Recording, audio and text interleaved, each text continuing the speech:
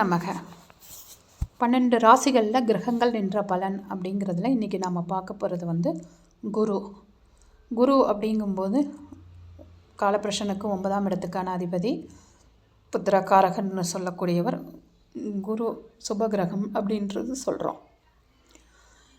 அப்போது 12 ராசியில் எங்கே இருந்தால் என்ன பலன் அப்படிங்கிறத பார்க்க போகிறோம்.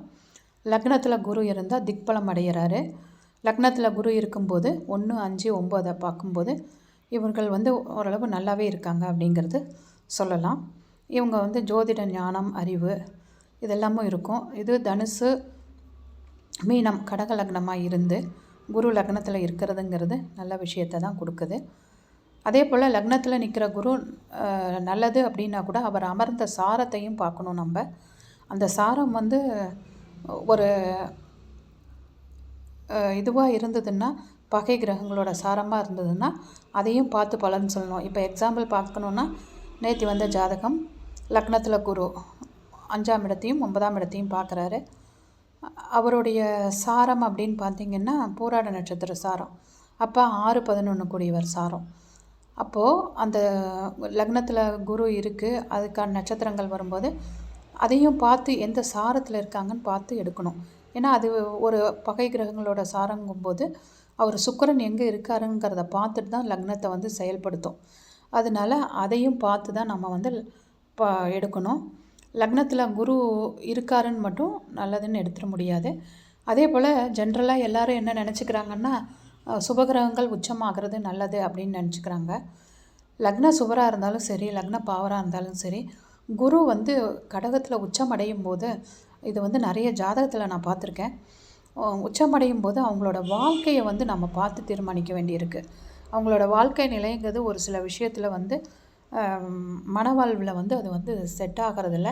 அது எந்த கிரகத்தை இதில் நட்சத்திரத்தில் இருக்குது அப்படிங்கிறத நம்ம பார்த்து அந்த நட்சத்திர அதிபதி என்ன செய்கிறாருங்கிறத பார்த்துட்டு அவங்களுக்கு திருமண பொருத்தம் சேர்க்கணுங்கிறது தான் என்னுடைய தாழ்மையான வேண்டுகோள்.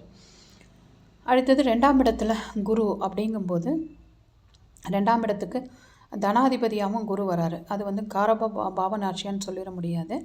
சிறு வயதிலேயே அதிக பணத்தை பார்க்குறாங்க. இந்த மாதிரி இருக்கிற பசங்க சிறு வயதில் ரொம்ப அதிக பணத்தை பார்க்குறாங்க. ஆனால் அவருடைய தந்தையோட நிலைப்பாடுங்கிறது கொஞ்சம் குறைவாக தான் இருக்குது, நான் பார்த்த ஜாதக அனுபவங்களில். அப்புறம் அதுக்கு 9ஆம் இடமும் பாருங்கள், 9ஆம் அதிபதியும் பாருங்கள், இவர் நின்ற சாரமும் பார்த்துட்டு அதுக்கான ஒரு சில பலன்களை நம்ம சொல்லலாம். ஏன்னா அது தனம், வாக்கு, குடும்பம் அப்படிங்கும்போது நல்ல படிப்பு, நீதிமான் அதெல்லாம் இருக்கும். வாயினால் பேசக்கூடிய தொழில் இதெல்லாம் இந்த 2ஆம் இடத்துல இருக்கிற குரு அமைச்சு கொடுத்துருவார் அப்படிங்கிறது சொல்லலாம். வாக்கு சாதுரியம் இதெல்லாமே இருக்கும். அதுலேயும் விருச்சகம், கும்ப லக்னத்துக்கு பார்த்திங்கன்னா 2ஆம் இடத்துல குரு ஆட்சியாக இருப்பார். மிதுன லக்னத்துக்கு 2ஆம் இடத்துல குரு உச்சம் பெற்றிருப்பார். ஸோ அதுக்கான பொருளாதாரத்தில் இவங்களுக்கு எந்தவித பாதிப்புகளும் இருக்கிறதில்ல. இதில் பார்த்திங்கன்னா குடும்பம் சம்மந்தப்பட்ட விஷயத்தை பார்த்து கவனித்து இப்போ திருமணம் பண்ணணும், அதை மட்டும் பார்த்துக்கணும். அடுத்தது 3ஆம் இடத்துல குருங்கும்போது மனோதிடம் அதிகமாக இருக்கும். அது சகோதரர் வழியில் உறவுகள் இதெல்லாமே சுபக்கோள் அப்படிங்கிறதுனால நல்லாயிருக்கும். குரு சுபக்கோள் அப்படிங்கிறதுனால மட்டும் குரு திசை சப்போஸ் மிதுனம், கன்னி, மகர, கும்பம் லக்னம் எல்லாம் வரும்போது அவங்களுக்கு பார்த்து பலன் சொல்லணும். ஏன்னா துலாம் அண்டு ரிஷபம் இந்த 6 லக்னங்களுக்கும் குரு லக்ன பாவராக வருவார். அவங்களோட லக்ன பாவராக குருவோட தசாபுத்தி வரும்போது அவர் என்ன சாரத்தில் இருக்காருன்னு நுண்ணியமாக பார்த்து பலன் எடுத்து சொல்லணும். இல்லைன்னா நிறைய பிரச்சனைகள் அது வருது அப்படிங்கிறத நம்ம எடுக்கலாம். லக்னத்துக்கு 5ஆம் இடத்துல குரு அப்படிங்கும்போது 5ஆம் இடத்துக்கு புத்திரக்காரகனாகன குரு அப்படிங்கும்போது காரகோபாவ நாஷ்யா அப்படிங்கிற விஷயம் இருந்தாலும், ஆனால் அவங்களுக்கு புத்திரர் இல்லாமல் இருக்கிறதில்ல. ஏதோ ஒரு குழந்தையை கொடுத்துருது, இல்லைன்னா பெண் குழந்தைகள் கொடுத்துருது. நிறையா குழந்தைங்க இல்லை அப்படிங்கிற நிலைப்பாடுகள் இல்லை இந்த மாதிரி பர்சனுக்கு. அவர் உட்கார்ந்த சாரம் இதெல்லாமும் பார்த்து தான் குழந்தைங்க பற்றின விஷயத்தை நம்ம எடுக்கணும். 6ஆம் இடத்துல குரு அப்படிங்கும்போது நோய் பகைவர்களால் பாதிப்பு அதிகமாக தான் இருக்குது அப்படின்னு சொல்லலாம். அதுவும் சுக்கிரன் அணி லக்னங்கள் அப்படின்னு சொல்லக்கூடிய ரிஷப, துலாம், மகர, கும்பம், மிதுனம், கன்னி.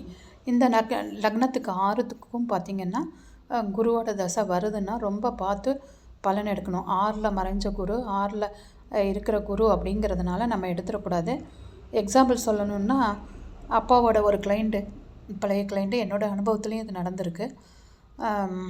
குரு தசை வர்றதுனால கொஞ்சம் ஜாக்கிரதையாக இருக்கணும்னு அப்பா சொல்லியிருக்காங்க. 6ல் இருக்கிற குரு தசை வர்றதுனால ஜாக்கிரதையாக இருக்கணும்.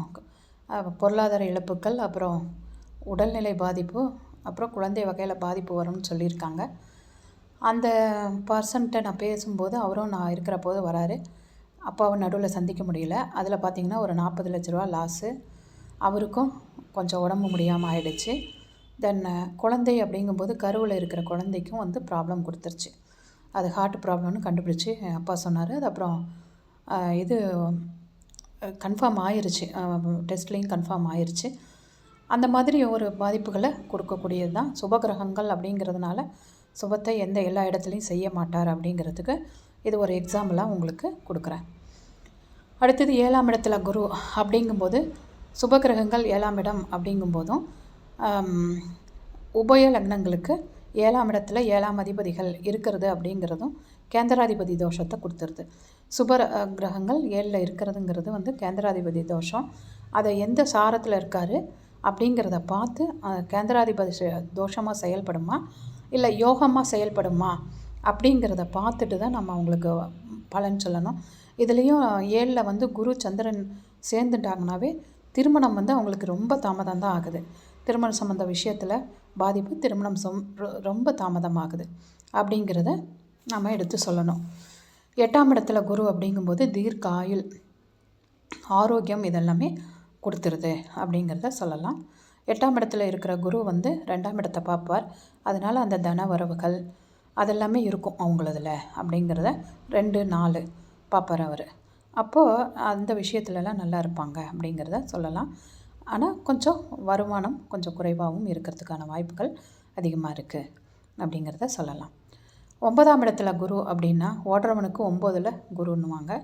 அதாவது அவங்க வெளியூர் வெளிமாநிலம் போனாங்கன்னா ரொம்ப நல்லா இருக்காங்க. ஸோ 9ஆம் இடத்துல குரு அப்படிங்கிறது அந்த மாதிரி ஒரு மாற்றத்தை கொடுத்து தான் ஒரு யோகத்தை செய்யுது. பிறந்த உடனேயே கூட எனக்கு ஒரு நெருங்கிய ஒரு சொந்தக்காரங்களோட சார்ட்டும் கூட அப்படி தான்.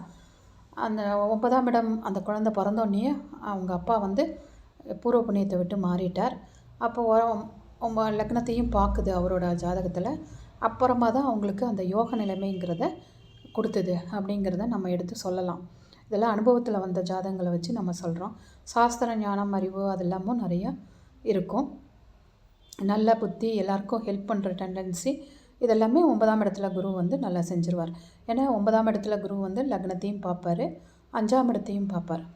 அதனால் 9ஆம் இடத்துல இருக்கிற குரு நல்லதை தான் செய்கிறார். 10ஆம் இடத்துல இருக்கிற குரு அப்படின்னு பார்த்தா தொழிலில் வந்து 10ல் குரு இருக்கும்போது தொழிலில் ஒரு சில பாதிப்புகளை தான் கொடுக்குது. ஆட்சி உச்சம் அந்த மாதிரி இருந்தால் அது பரிகாரம் ஆகிடுது. ஏன்னா கேந்திரம் அப்படின்னு சொல்கிறோம் இல்லையா, 10ஆம் இடம்ங்கிறது பெருங்கேந்திரம், கேந்திராதிபதி தோஷம் அப்படிங்கிறது தொழில் விஷயத்தில் ஒரு சில பாதிப்புகள் தான் என்னுடைய அனுபவத்தில் வந்ததில் வந்து அவங்களுக்கு கொடுத்துருக்கு. 11ஆம் இடத்துல குருங்கும்போது நிறைய பணவரவு, சாஸ்திர ஞானம், அறிவு எல்லாத்தையும் கொடுக்கக்கூடிய ஒரு ஜாதகமாக அவங்களது இருக்குது. 12ஆம் இடத்துல குரு அப்படிங்கும்போது வெளிநாடு வெளி மாநிலம் போயினாங்கன்னா அவங்களது ஒரு யோகத்தை கொடுத்துருது அப்படின்னு சொல்லலாம். மோட்சம் அப்படிங்கிற விஷயம் அங்கே 12ஆம் இடம் அப்படிங்கிறதுனால அதையும் பார்க்கலாம். 12ஆம் இடத்துல குரு இருக்கிறவங்க நல்ல ஒரு கோவில் சம்மந்தப்பட்ட செலவுகள், தான தர்மங்கள் இதெல்லாம் செய்கிறவங்களாகவும் அதுக்கு சம்மந்தப்பட்ட விரயங்கள் அதிகமாக செய்கிறவங்களாகவும் இருக்காங்க. வாழ்க வளமுடன்.